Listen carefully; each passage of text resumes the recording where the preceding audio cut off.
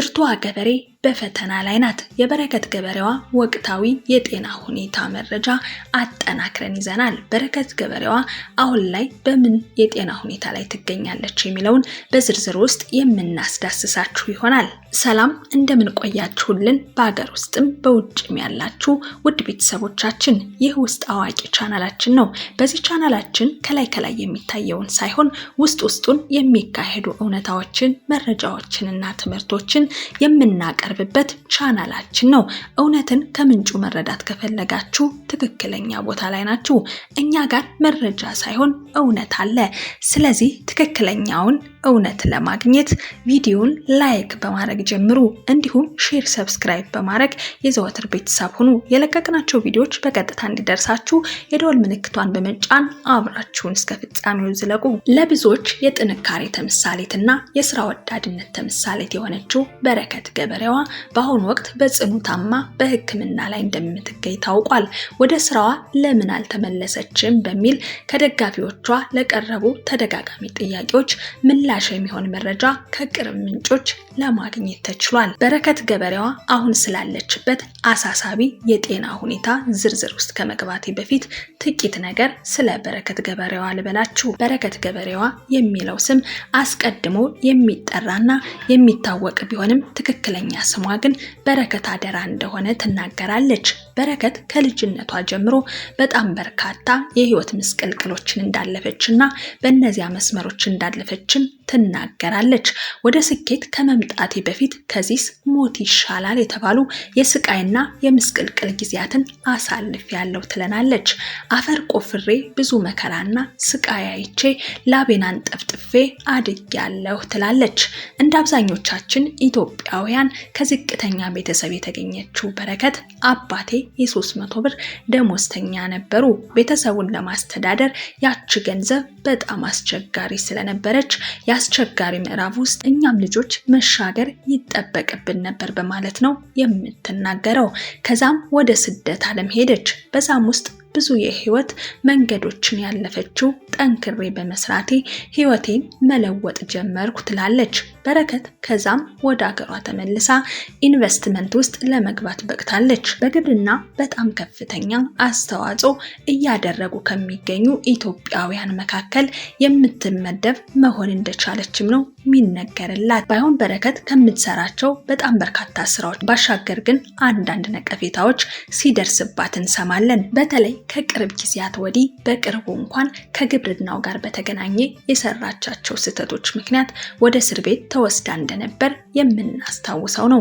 ስሟ በጣም በተደጋጋሚም በማህበራዊ ሚዲያ ላይ እንዲነሳ ካደረጋቸው ነገሮች መካከል አንዱ የኢቪ የሆነው ሌሎችም ጉዳዮች ነበሩ።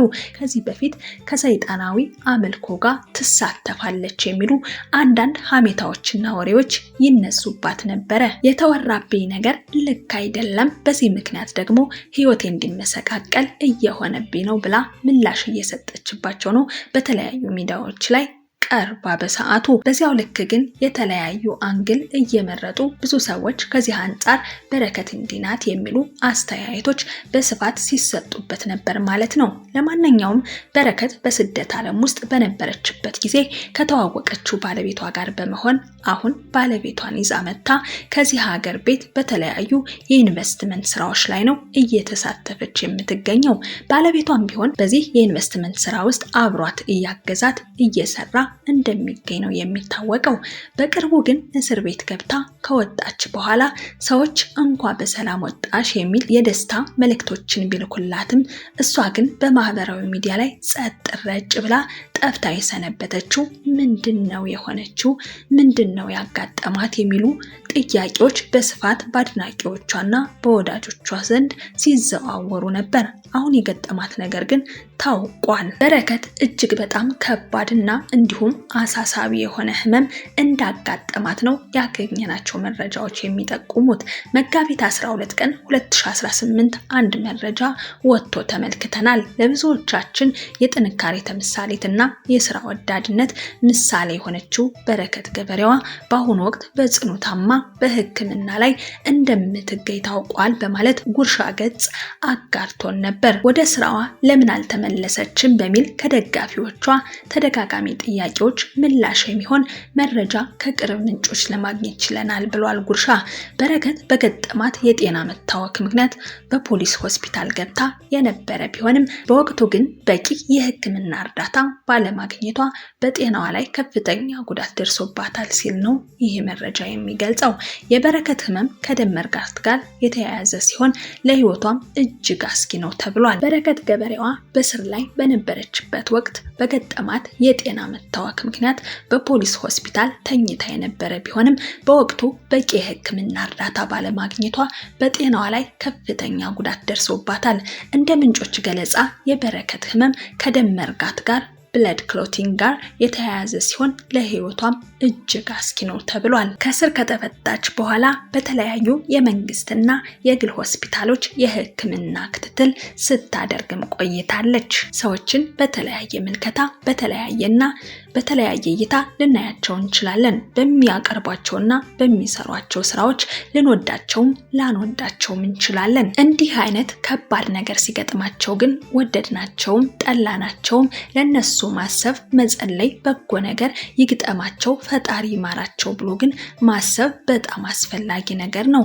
እናም በረከት እንግዲህ በተለያየ መንገድ የሚመለከቷት ሰዎች ሁሉ አሁን ላይ ግን መታመሟን ሲሰሙ እንዴ ብለው እየደነገጡና እጅግ በጣም እያዘኑ ነው የሚገኙት። እውነት ለመናገር ከበድ ያለ ህመም ነው እየተባለ ስለሆነ ነገሩ አስደንጋጭም አስፈሪም ነው። ይሁን እንጂ ካለፈው ቅዳሜ ጀምሮ ጤንነቷ በእጅጉ አሳሳቢ ደረጃ ላይ በመድረሱ በአሁኑ ሰዓት በጦር ኃይሎች ሪፈራል ሆስፒታል ተኝታ በልዩ ባለሙያዎች ጥብቅ ክትትል እየተደረገላት ይገኛል። የጤና ባለሙያዎች የሚያደርጉት ጥረት ተሳክቶ በቅርቡ ሙሉ ጤናዋ ተመልሶ ከሆስፒታል አልጋ ላይ እንድትነሳ ልባዊ ምኞታቸውን በርካቶች እየገለጹ ነው። በረከት ገበሬዋ ለብዙ ኢትዮጵያውያን ሴቶች የስራ ክብርን ያስተማረች የቁም ነገር ተምሳሌትም ናት በማለት መረጃው ጨምሮ ያሳያል። የተሰማው ነገር ትንሽ የሚያስደነግጥ ነገር ቢኖረውም ነገር ግን ደግሞ ፈጣሪ አግዟት ምሕረቱን ሰጥቷት ወደ ሙሉ ጤናዋ ተመልሳ በስራዋ ላይ ዳግም እንደምናያት ተስፋ እናደርጋለን። ጸሎታችንንም እናሰማለን፣ ወደ ፈጣሪም እንጸልያለን። ስለዚህ ሁላችሁም ኢትዮጵያውያን ጸሎታችሁን አድርሱላት ተብሏል። በዚሁ በማህበራዊ ሚዲያ ላይ ጥሪም ቀርቧል። ውድ ቤተሰቦቻችን ለዛሬ ስለ በረከት ገበሬዋ ያደረስናችሁ የጤና ሁኔታ ይህንን ይመስል ነበረ። እየተከታተልን ያለችበትን ሁኔታ የምናደርሳችሁ ይሆናል። ለዛሬ ግን እዚህ ላይ እያበቃን ቪዲዮ ላይክ፣ ሼር፣ ሰብስክራይብ እንድታደርጉ ላሳስባችሁ እወዳለሁ።